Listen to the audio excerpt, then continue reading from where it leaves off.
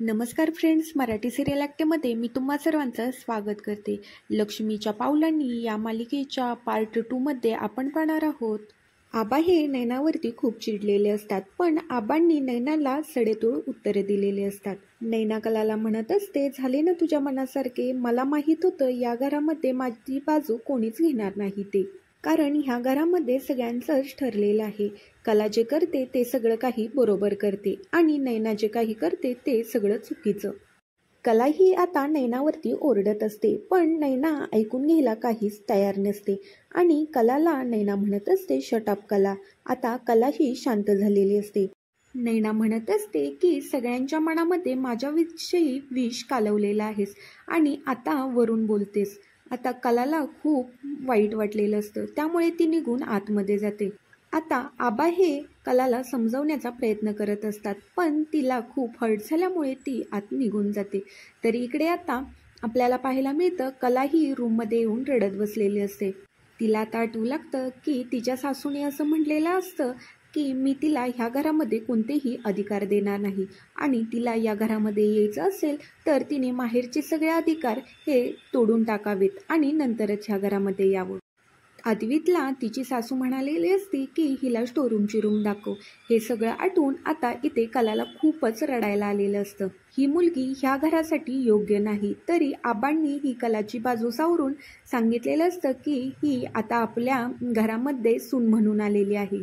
त्यावेळेला कलाची फक्त रजनीनेच ओटी भरलेली असते आणि सरोजने आणि अद्वितने खूप अपमान केलेला असतो. हे सगळं आठवून आता इथे कलाला खूपच वाईट वाटत असतं आणि ती खूप रडत असते. इथे नैनाचं सुद्धा बोलणं आता कलाला सगळं आठवत असतं. नैना म्हणत असते, कसली गं ही सून, ज्या घरामध्ये तिला नवऱ्याने आणि सासूने स्वीकारले सुद्धा नाही आणि ती याच घरामध्ये राहते. तू चांदेकरांची सून आहेस, ह्या भ्रमामध्ये राहू नकोस. हे कलाला सगळं आठवत असतं आणि तिला अधिकच रडायला येत असतं. तर आपल्याला इकडे पाहायला मिळतं, संगीता ही आता भाजी निवडत असते आणि तिच्या मैत्रिणी शालू आणि मालू तिथे आलेले असतात आणि म्हणत असतात की अगं बघितलंस का, तुझ्या जावईचा आणि लेकीचा पेपरमध्ये फोटो छापून आलेला आहे. शालू म्हणत असते, अगं आपली कला आहे सुंदर, पण इतके दागिने आणि घरंदाज सून आहे म्हटल्यावर ती किती छान दिसते. मालू म्हणत असते, हो जावई बापू सुद्धा काही कमी नाही, ते सुद्धा छान दिसत आहेत. दोघे सुद्धा एकमेकांसाठी काही कमी नाहीत. मालू आता संगीताला पेपरमधला तो फोटो दाखवते आणि म्हणत असते की काय ग संगीता, कलाने आपल्या नशीबच काढलेला आहे.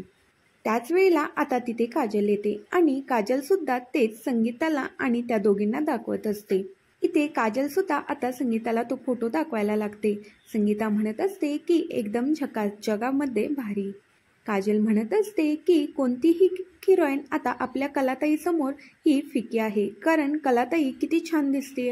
अख्ख्या कोल्हापूरमध्ये तिचेच फोटो लागलेले आहेत. त्यावेळेला संगीता म्हणत असते की एकीची एक तरा आणि दुसरीची दुसरी. त्यावेळेला संगीता म्हणत असते, काय ग. त्यावेळेला मालू सांगू लागते, अगं तुझी ती दुसरी मुलगी नाही का मोठी. त्यावेळेला संगीता म्हणत असते, तिचं काय.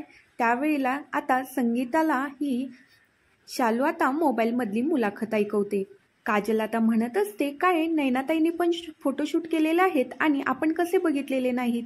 काजल आता संगीताला म्हणत असते, थांब मी जरा सोशल मीडियावरती चेक करून बघते, आपल्याला आता लगेच समजेल.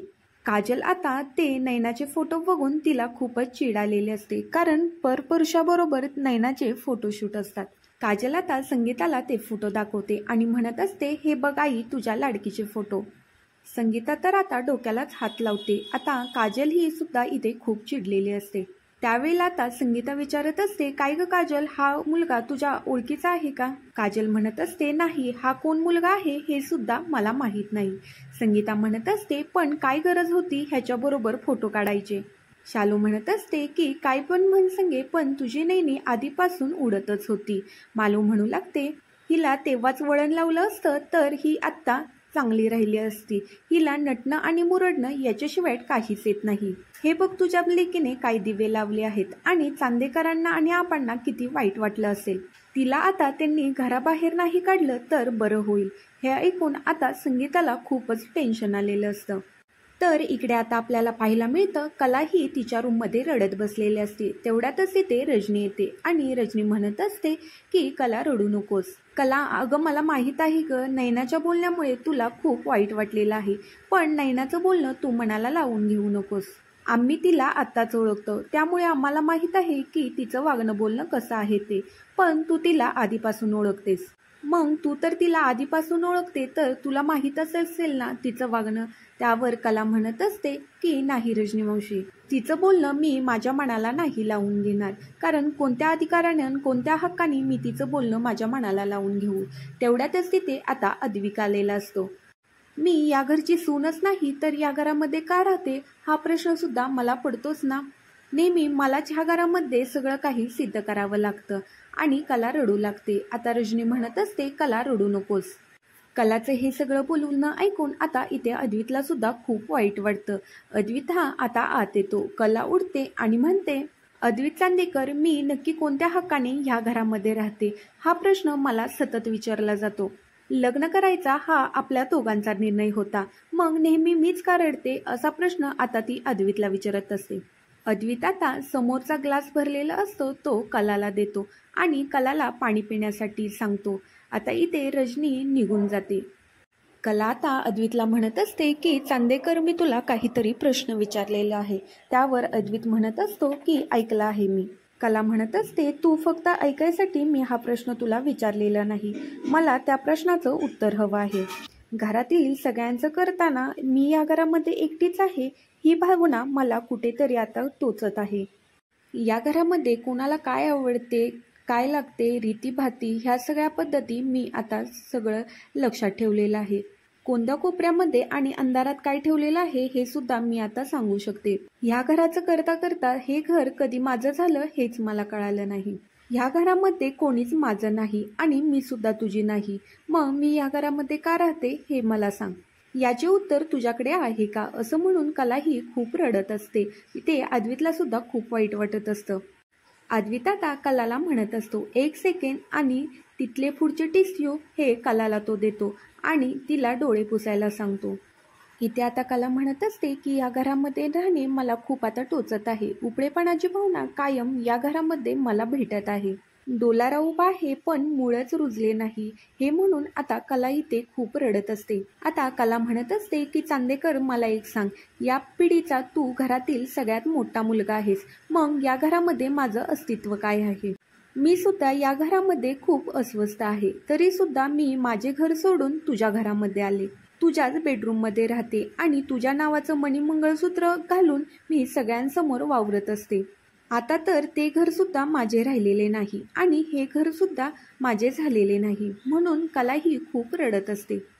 आता अद्वित अजून एक पेपर हा कलाच्या डोळे पुसण्यासाठी हातामध्ये देतो. त्यावेळेला कला म्हणत असते की नको, मला फक्त माझ्या प्रश्नांची उत्तरे यावी आहेत. मला या घरामध्ये माझं नक्की नातं काय आहे हेच मला आता जाणून घ्यायचं आहे. इथे अद्वित हा शांतच बसलेला असतो. कला म्हणत असते की माझ्या प्रश्नांचे एकही उत्तर तुझ्याकडे नाही का, मग आता आपण बोलायलाच नको. म्हणून कला ही आता शांत बसलेली असते. अद्वित आता इथे बोलणार तेवढ्यातच आता कलाच्या मोबाईलवरती संगीताचा फोन येतो. आता कला तिथून उठते आणि बाजूला जाते आणि डोळे पुसत आता संगीताशी बोलू लागते.